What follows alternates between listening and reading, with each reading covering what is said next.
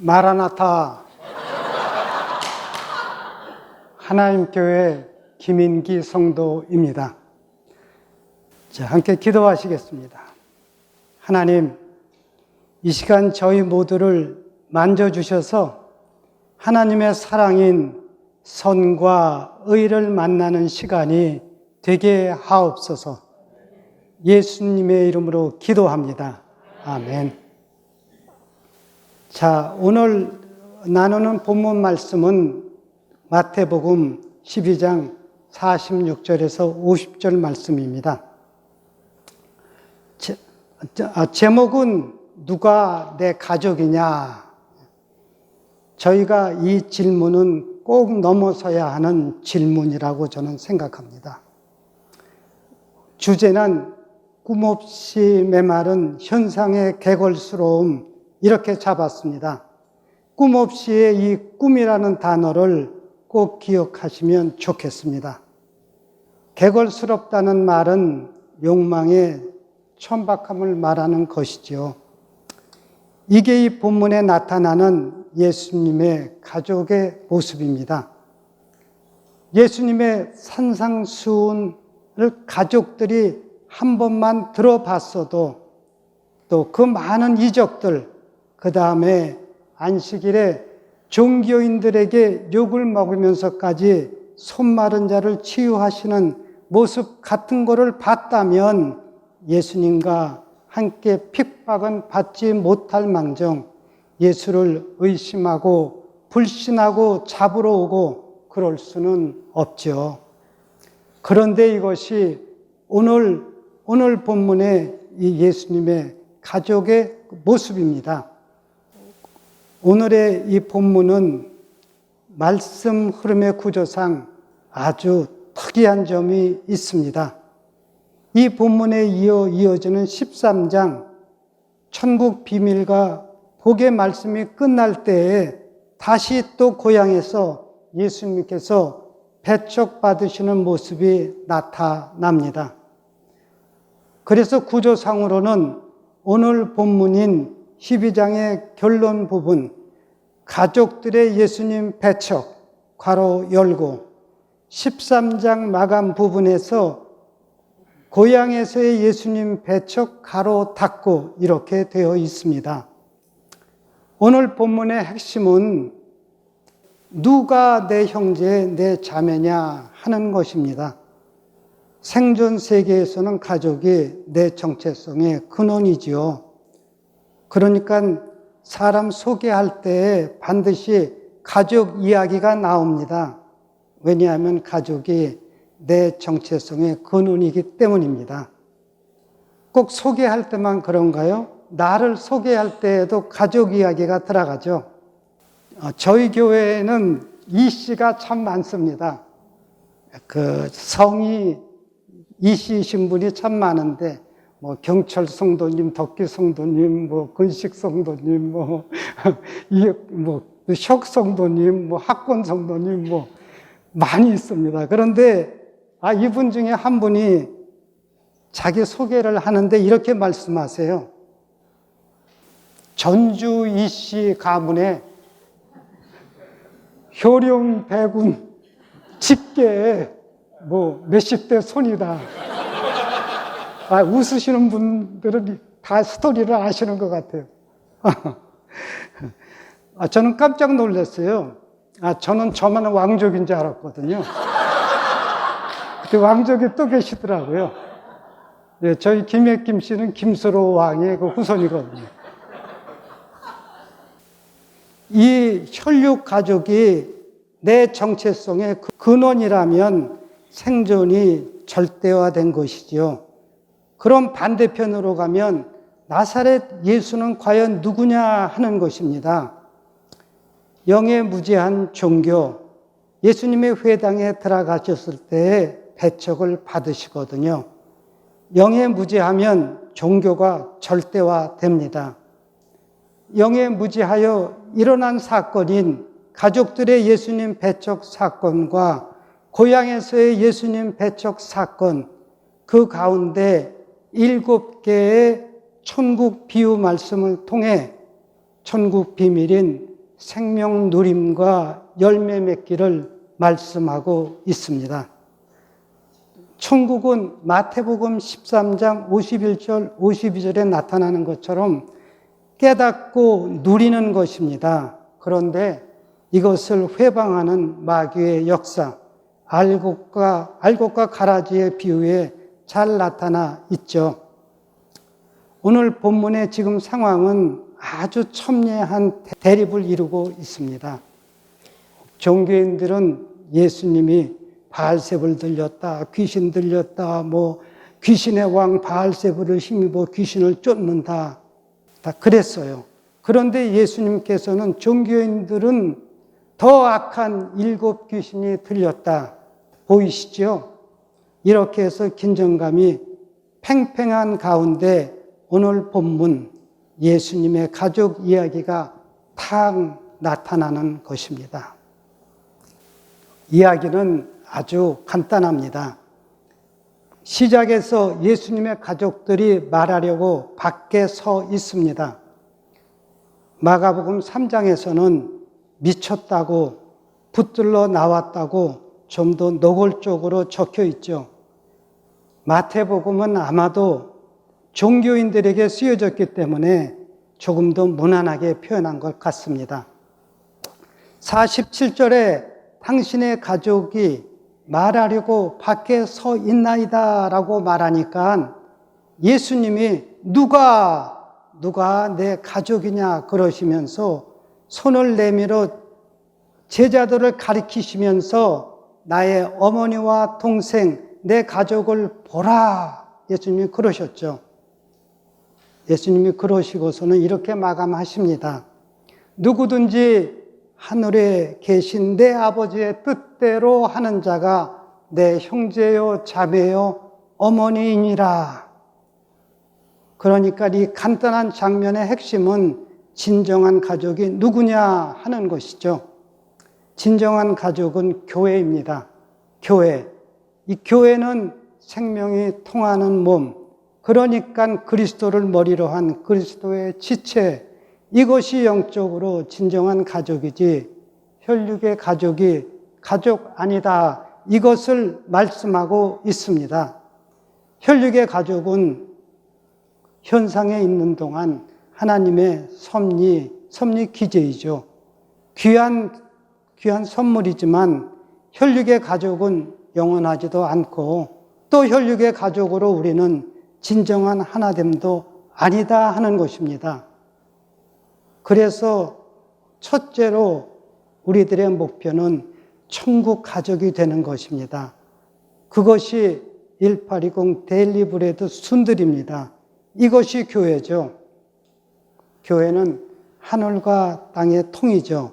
이제 막혔던 하늘과 땅의 통함으로 우주 영혼 전체 원래 하나님 안에서 하나였던 그 하나됨이 회복된 것이 바로 교회입니다. 이 하나됨을 제일 잘 보여주는 것이 이 현상에서는 저희들의 몸이죠. 몸은 손가락이 아플 때에 손가락이 아픈 거지 내가 아픈 것 아니야. 그럴 수 있습니까? 아니죠. 왜냐하면 하나됨의 분명한 실제이기 때문에 그렇습니다. 자, 그러면 천국 가족이 되기 위해서는 넘어야 될 2개의 장애물이 있습니다. 장애물이라고 하는 건 쓸데없어 버려야 되는 것 아니고 장애물은 꼭 필요한 것입니다. 왜냐하면 이 장애물은 초월의 기점, 출발점이 되기 때문입니다. 바로 거기에서부터 현상일이 본질 일로, 현상의 일이 영혼의 일로 초월하는 그 출발점이기 때문입니다. 장애물의 첫째는 아픈 이야기지만 혈육 가족 이야기입니다. 혈육 가족은 생존의 이름으로 절대 우선시 되어 있죠. 생존 세계에서 가족은 절대 우선입니다. 아무리 돈이 좋아도 가족이 우선이죠. 물론 그렇지 않은 경우도 많이 봅니다만 이론적으로는 그렇다는 의미입니다. 그 다음에 2번째 장애물은 종교 소속입니다. 종교 소속은 신의 이름으로 절대 옳은 것이라 믿는 것입니다. 그러니까 기독교는 기독교로만 구원을 받는다. 이슬람교는 이슬람으로만 구원받는다. 왜냐하면 자기들 안에서 그것이 절대화되어 있기 때문입니다. 제가 미국 오기 전에 2년 동안 모로코에 머물면서 아랍어를 조금 배웠습니다. 이 아랍 사람들은 꾸란의 문구를 그냥 일상적으로 사용합니다. 이 머리로 기억해서 말하는 게 아니고 그냥 몸으로 말을 하는데 대표적인 게 알라후 아크발. 이 말은 아마 여러분 영화에서 많이 보셨을 거예요. 알라는 위대하시다 하는 말인데 이 몸에서 우러나오는 이 말 앞에 아니다, 알라는 위대하지 않다 이렇게 말하면 그 사람은 돌에 맞아 죽습니다. 절대화되었다는 것은 무서운 것입니다. 그러니까 절대화, 정당화가 되었다고 하는 것은 단절되었다는 거죠. 하나이면 무슨 존재 절대화시키고 내가 옳다 하며 절대화시킬 필요가 하나도 없죠.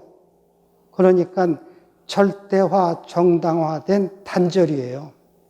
이 두 가지는 분명히 필요함에도 이 두 가지가 절대 우선이면 삶은 굴레이고 감옥입니다.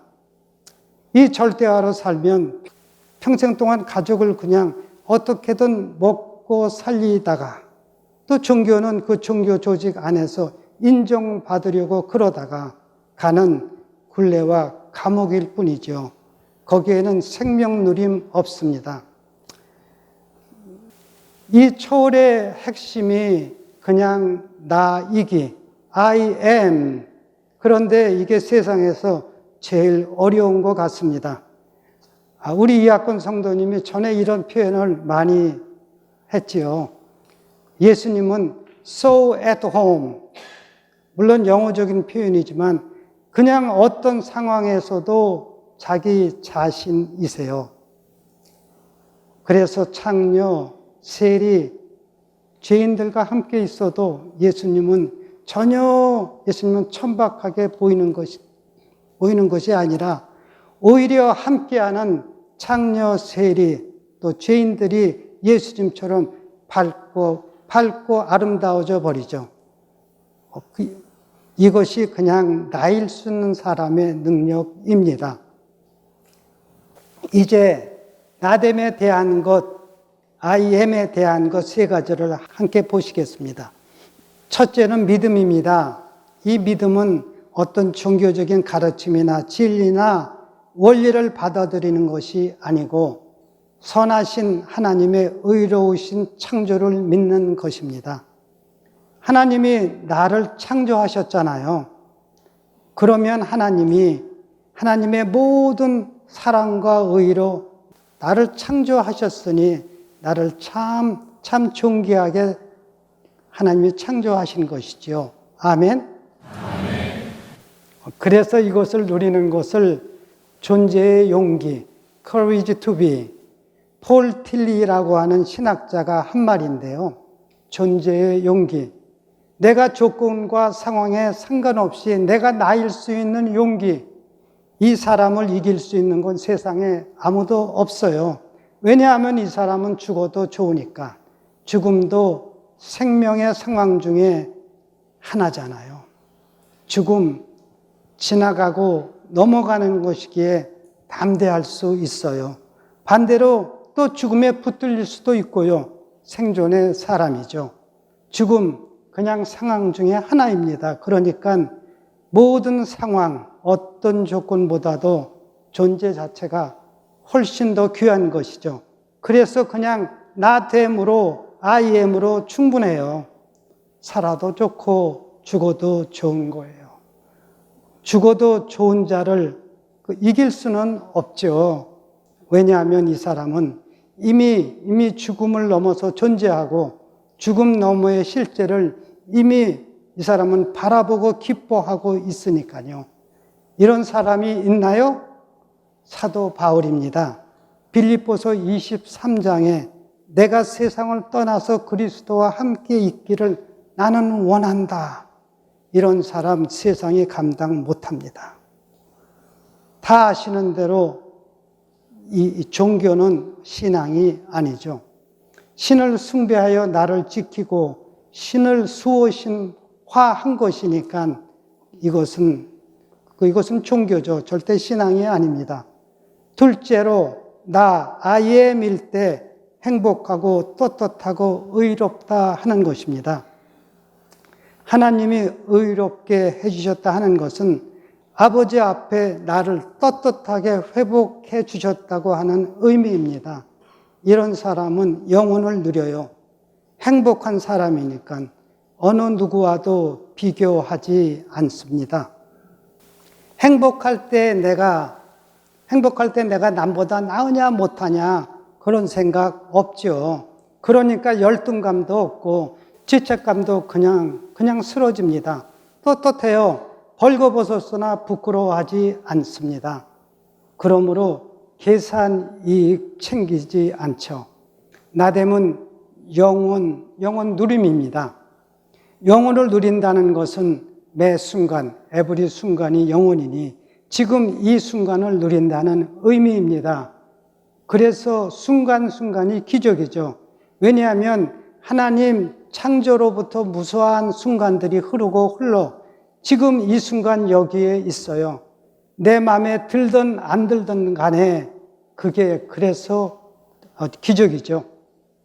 From to 영혼. 영혼에서 지금 이 순간까지 왔고 이 순간이 있으므로 또 영혼이 있어요. 저희 시공세계에서는 이렇게 표현할 수밖에 없는 것 같아요. From to 영혼이죠. 그러니까 이 순간순간은 나의 존재, 내 생애, 나라는 것을 넘어서는 하나님의 섭리가 그 안에 들어 있습니다. 그러므로 이 순간순간이 나에게 좋은 거냐 안 좋은 거냐 이렇게 하는 것이 아니라 그대로 이거 모든 상황을 품어서 누릴 때에 협력하여 선을 이루게 됩니다. 아멘.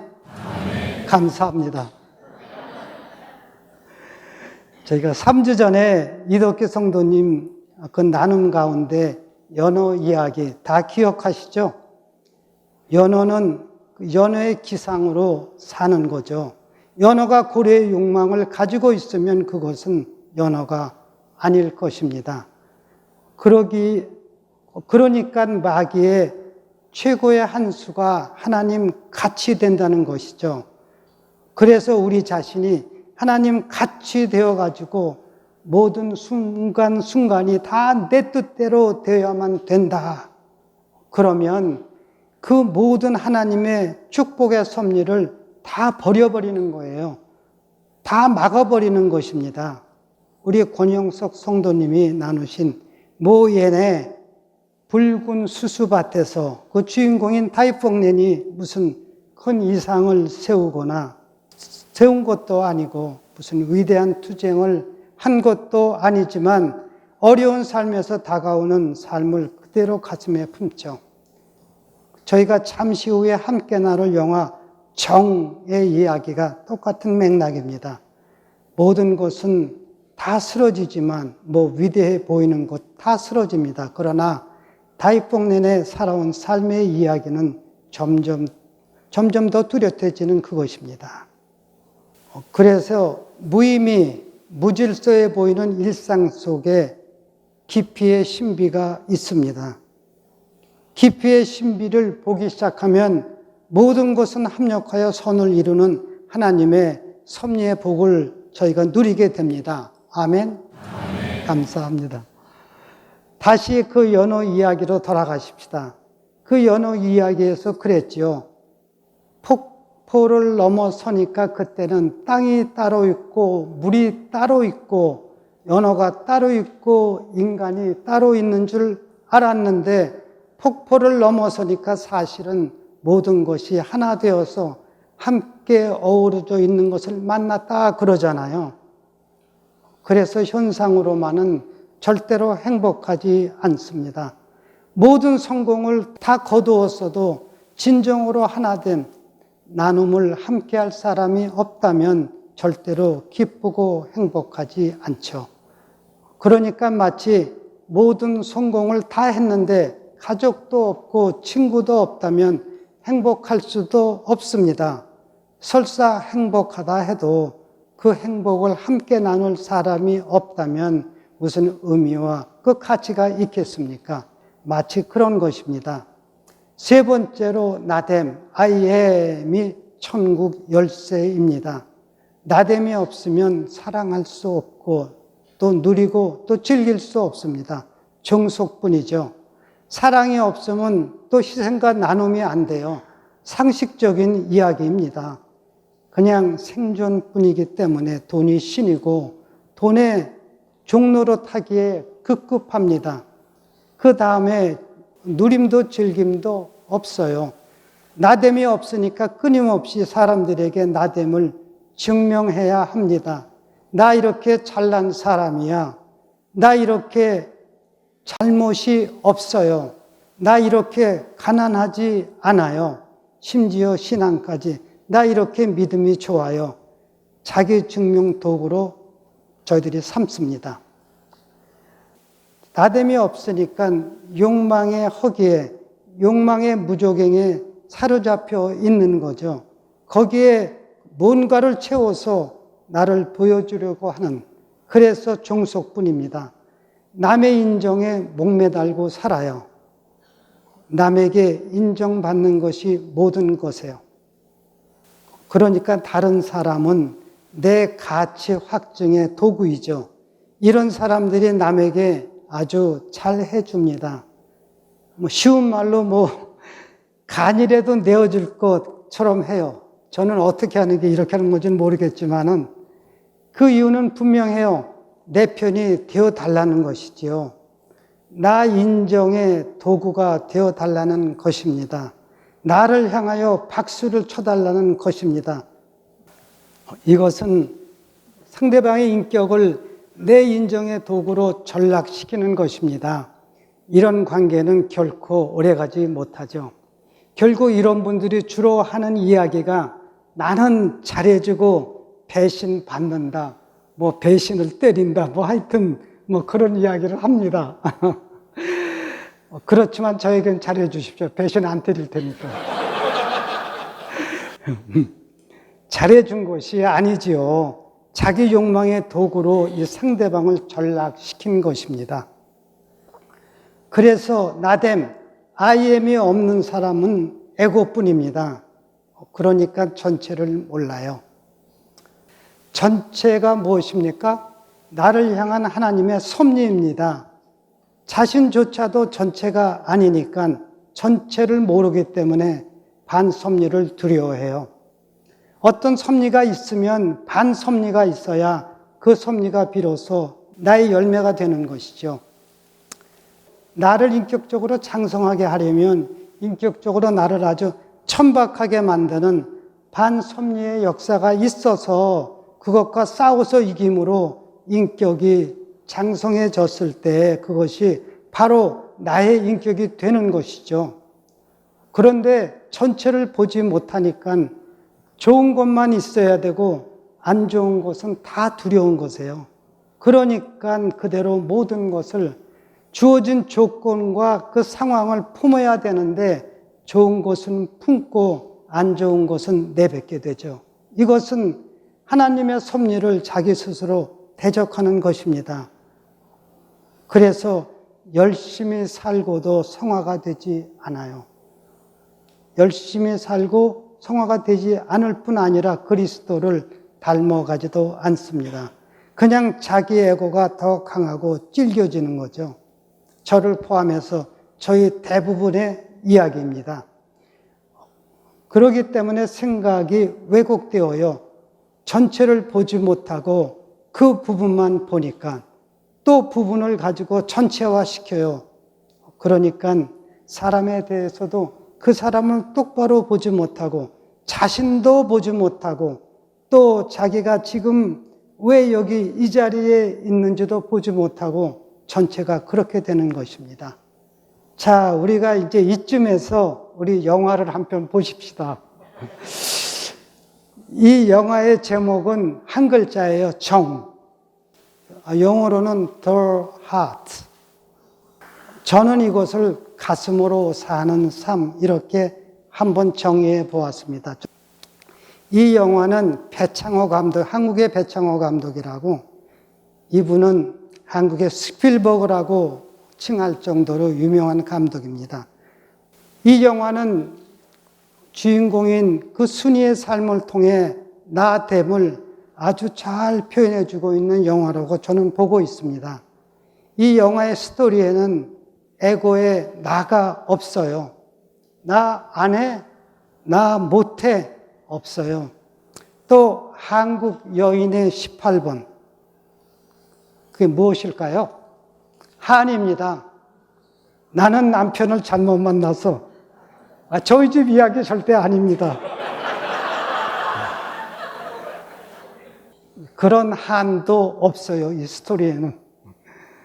자, 영화의 그 첫 장면은 노란 꽃이 만발한 새가 참 정답게 노래하고 있는 언덕에 앉아 누군가를 기다리는 나이 지긋한 한복 입은 여인의 모습이 나옵니다. 바로 주인공 순이입니다. 대학에 재학 중인 아들 도리가 버스를 타고 매주 집으로 내려오는데 그 아들을 기다리고 있는 거죠. 이 순이는 노란 꽃 줄기 하나를 따서 꽃반지를 만들어 끼며 오메, 이것이 내 손이단가? 언제 이렇게 거북이 등처럼 변해버렸냐? 나도 꽃다운 날들이 있었는디. 그러면서 순이는 지난날의 삶을 회상합니다. 이 영화의 장면은 이제 1920년대 한국의 전통적인 결혼식 장면으로 바뀌게 됩니다. 이 16살의 순이는 연지곤지 바르고, 그 다음에 우리 옛날에 우리 한국에서 복숭아 꽃으로 이게 손톱에 물들였지 않습니까? 그래서 이제 꽃을 여기다 놓고서 이제 헝겊으로 이렇게 딱 싸매면 이렇게 물이 들죠. 그 영화의 화면에 이 장면이 나옵니다. 근데 조금 전에 말씀드린 대로 오메, 이것이 내 손이란가? 그거랑 이렇게 딱 오버랩이 되죠. 상징적인 것입니다. 반면에 신랑은 10살짜리 사모 관대를 하고 말을 타고 옵니다. 아마 제 생각에는 이 순이네 집은 없는 집이고 이 신랑네 집은 아버지가 한의사예요. 지금으로 말하면 닥터 집안이니까 밥은 굶지 않죠. 그러니까는 이 집으로 시집을 보낸 것 같습니다. 이 16살의 순이는 악덕한 시어머니 밑에서 그야말로 종처럼 일을 합니다. 집안일은 물론이거니와 시아버지가 한의사니까 약재를 막 다리고 밤 11시까지 시어머니하고 바느질을 해야 되고 또 시어머니한테 말대답했다고 회차리로 종아리 맞으면서 혹독한 삶을 삽니다. 이 남편 녀석은, 제가 녀석이라고 그랬습니다. 방 안에 세숫물까지 대령해서 씻겨줘야 돼요. 완전히 철없는 애죠. 또 저녁에는 자기 서당 친구들 방에다 모아놓고 술상 차리고 기따란 담배대에다 10살짜리가 담배 피워요. 딱 그러고는 부인 술상을 더 차려오시오. 완전히 웃기는 거죠, 한마디로. 자, 이제 세월이 흘러서 남편은 공부하라 경성, 서울로 떠나고 이 10년 만에 남편이 이제 집으로 돌아오는데 이 돌아온 모습이 가관입니다. 신식 여성인 여자친구 하나를 데리고 왔습니다. 이름은 영란. 그러니까 지금으로 말하면 걸프렌드죠. 걸프렌드를 옆에 데리고 왔는데 웃기는 게 남편이 자기 아내 순이를 하녀처럼 대합니다. 자기 걸프렌드 가방을 들어주려는 등 완전히 정신 나간 짓을 하는 거죠. 자, 그리고는 자기 어머니에게 이혼하겠다고 합니다. 당연히 시어머니는 이혼을 반대하죠. 이 며느리처럼 완벽한 며느리가 없다. 한 가지 흠이라고 하는 것은 자식이 없는 게 흠이다. 그래요. 그러니까 아들이 자기 어머니한테 자기는 이 순이를 한 번도 아내라고 생각해 본 적이 없다고 말합니다. 그러니까 그동안에 무슨 부부 생활을 했겠어요. 이게 자식이 없는 건 당연하죠. 그러니까 자식이 없는 거죠. 그런데 자기 어머니한테 아들이 자기 걸프렌드 영란은 지금 임신 중이라고 합니다. 이 모든 말을 순이는 문 밖에서 다 듣습니다. 그래서 남편의 아이까지 임신한 영란을, 입덧하고 있는 영란을 순이는 알뜰하게 챙겨줍니다. 그리고 이들의 사랑을 인정합니다. 서로 좋아하는 것 누구의 탓이겠소? 이것을 화면으로 함께 보시겠습니다.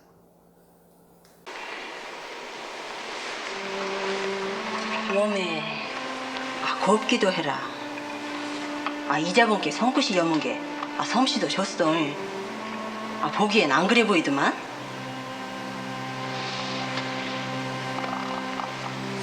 아가 입을 볼을 벌써 마련해 놓는 모양이지.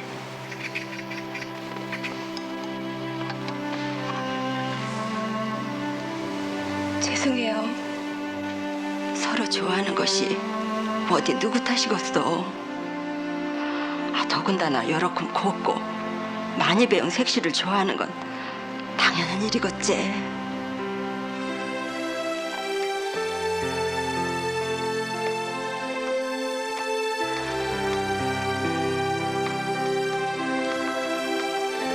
다 연분이 따로 있는 모양이요. 자, 그리고 어느 이른 새벽에 순이는 옷가지 몇 개를 챙겨서 이 집을 조용히 떠납니다. 어느 시골에 버려진 집에 들어가 살면서 술을 빚어서 생계를 유지합니다. 그리고 술을 빚어서 사니까 항아리나 운기나 그릇 같은 게 필요하죠. 예, 그래서 옹기장수인 덕순이와 만나게 됩니다. 이 덕순이 옹기사려 그러고 오면은, 그러니까 이 순이는 얼른 남자 고모신 한 켤레를 방문 밖에다 탁 놔요. 그러고 이제 이 덕순이하고 딜을 하는데 이렇게 딜을 합니다. 저희 주인이 그러시는데 작은 옹기와 큰 옹기 두 개를 산다고 하십니다. 이제 그렇게 말을 하면 덕순이가 이제 옹기를 내려놓습니다. 지게에서.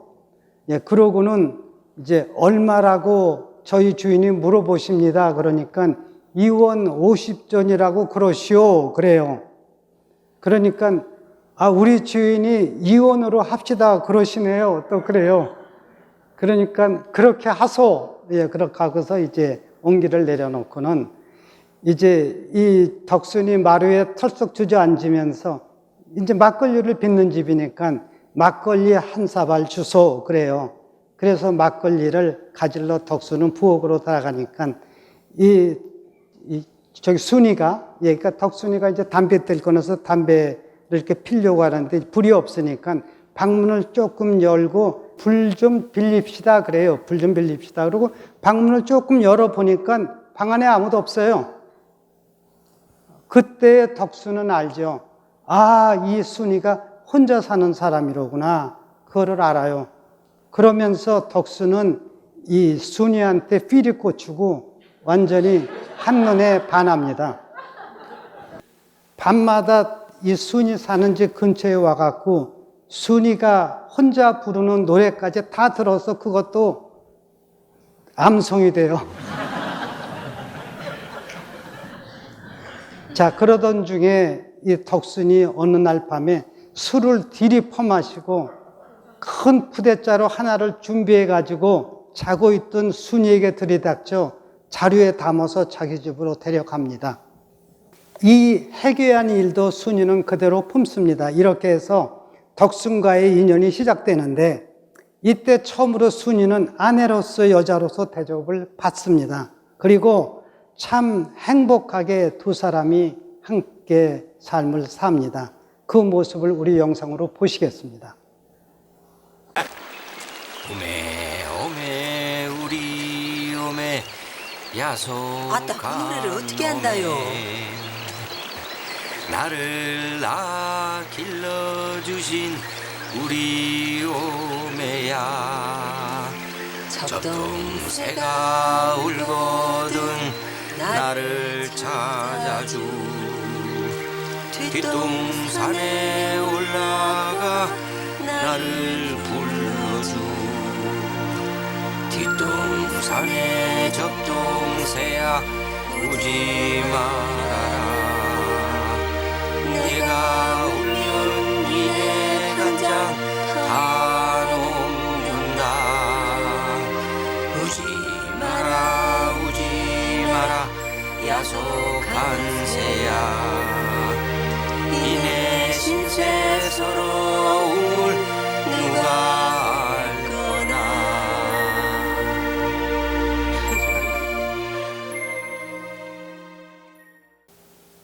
하나 된 두 사람의 모습, 그 모습에 경탄을 보내고 있는 대자연, 자연과 사람이 하나가 된 모습이죠. 저렇게 살고 싶다 할 정도의 장면입니다. 그런데 행복한 시간도 잠깐, 이 덕순이 장사를 마치고 시장에서 아내를 주려고 박가분이라고 하는 그 분을 하나 삽니다. 박가분 아마 연세 드신 분들은 아실 거예요. 여자들 이렇게 화장할 때 바르는 분이죠. 그거를 사서 주머니에 넣고 이렇게 집으로 오는데 이 순이가 덕순이에게 술 마시지 말고 항상 집으로 바로 오라고 그래요. 그런데 덕순이는 혼자 있을 때 술 친구가 많았어요. 그래서 이 술 친구의 권유로 이제 술을 마시게 됩니다. 그러다 술 마시고 이제 이렇게 집으로 덕순이가 이제 오고 있는데 한참 오다 보니까 이 분이 없는 거예요, 주머니에. 딱 보니까 자기가 주막에 놓고 온 거예요. 그래서 다시 주막으로 내려가요. 그래서 이제 그 분통을 이제 다시 넣고 나오려고 그랬더니 비가 막 억수비가 와요. 그러니까 술 친구가 이왕 기다릴 바에는 뭐 술이나 더 하자고. 그러니까 술을 또 마세요. 그러니까 술을 많이 마셨어요. 그러고서는 이제 집으로 옵니다. 집으로 오는데 그 평상시에는 자기가 이렇게 고기도 잡고 했던 뭐 크진 않지만은 그런 개울이 있었는데 비가 너무 많이 왔기 때문에 그 개울의 물이 완전히 강물처럼 불어났어요. 그래서 이제 그 물을 어떻게 헤쳐갖고 막 쓰러지면서 막 그래갖고 겨우 바위를 붙잡고 이제 건너왔는데 그 순간에 주머니에 있는 분통이 물에 떠내려가는 거예요. 그래서 이 덕순이 그거를 콱 잡는 순간 한 손에 붙잡고 있던 바위를 놓게 돼요. 그러면서 급물살에 휩쓸려서 떠내려가다가 이 덕순은 그만 죽게 됩니다. 그래서 참 행복했던 짧은 시간과 삶의 자리를 뒤로하고 옹기장수 덕순의 집을 순이는 떠납니다. 또다시 남편을 잃은 것이지요. 추운 겨울 이 눈이 덮인 언 땅을 호미로 파서 땅속에 남아있는 감자를 캐 나무 껍질과 함께 죽을 만들어서 겨우겨우 그 연명을 하고 있는데 복녀라는 젊은 애기 엄마가 그 도리를 얻고 이 집으로 들어옵니다.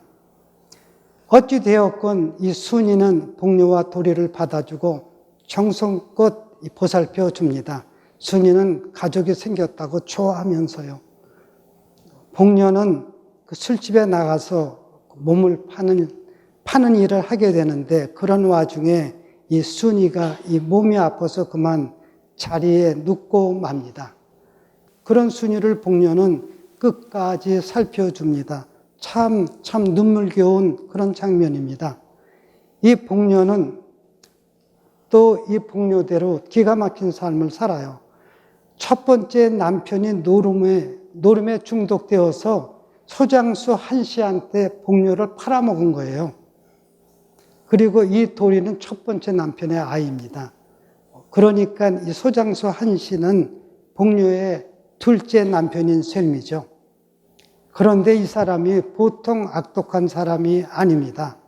결국 이 복녀가 이 순인의 집에 있다는 것을 알고 찾아옵니다. 그래서 순인은 복녀를 도리와 함께 피신시킵니다. 도망시킵니다. 그러나 얼마 안 되어 한 씨에게 붙들리게 되고 이 복녀는 자기 아이 도리를 순인의 집 앞에 그냥 놔놓고 한 씨에게 끌려갑니다. 이 장면을 영상으로 보시겠습니다.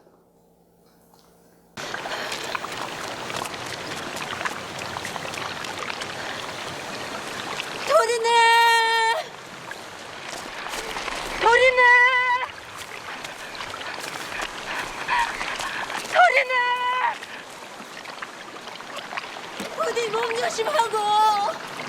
도리는 아무 염려 말더라고!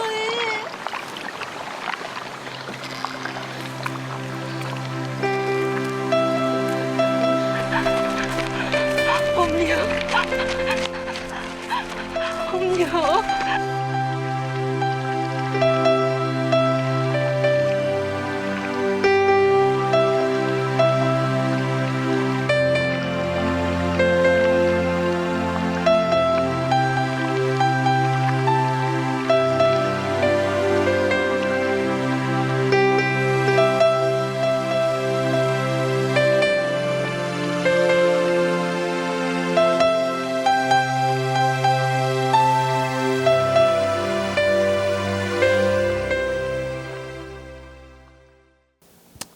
자, 이 도리가 이제 23살이 되었고 대학생으로 서울에 있는 대학을 다니며 주말마다 어머니 순이에게 오는 것입니다. 이 둘은 친엄마, 친아들 관계로 서로를 아끼며 사랑하며 행복한 삶을 살고 있는 모습으로 영화는 끝이 납니다. 소위 해피엔딩 스토리죠. 순이는 자기를 버린 남편을 포기한 것입니까? 아닙니다. 남편과 영란을 다 품은 것입니다. 한밤중에 쳐들어와 순이를 자루에 담아 납치를 한 옹기장의 덕순을 그대로 품습니다. 나무 껍질과 감자죽으로 연명하고 있는 순이는 복녀가 도리를 얻고 찾아왔을 때 그대로 품습니다. 복녀만 품은 것이 아닌 도리까지 품습니다. 남의 아이였지만 아들 도리가 생겨 순이는 삶의 풍성함을 누리며 살아가는 그런 스토리입니다. 주어진 상황을 그대로 품는 삶, 존재의 용기입니다. 즉, 나됨을 누리는 삶이죠. 존재의 용기는 나의 아픔뿐 아니라 이웃의 아픔까지 품을 때에 나됨의 회복은 물론 그 열매를 누립니다. 자, 이제 오늘 나눔의 핵심 부분입니다.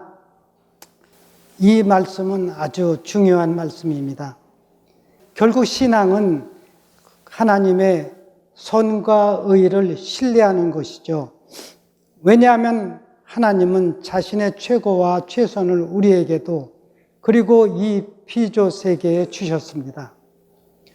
그런데 하나님의 선과 의를 신뢰한다. 이것을 머리로 배워서 아무리 이해해야 소용없죠. 왜냐하면 기뻐하고 누리는 경탄이 있어야 하기 때문입니다. 이 경탄은 존재적인 것이고 입체적인 것입니다. 그런데 하나님은 의롭다 선하시다를 아무리 이해하고 확신하고 그래야 머리에 평면적 이해, 그래서 깊이가 없습니다.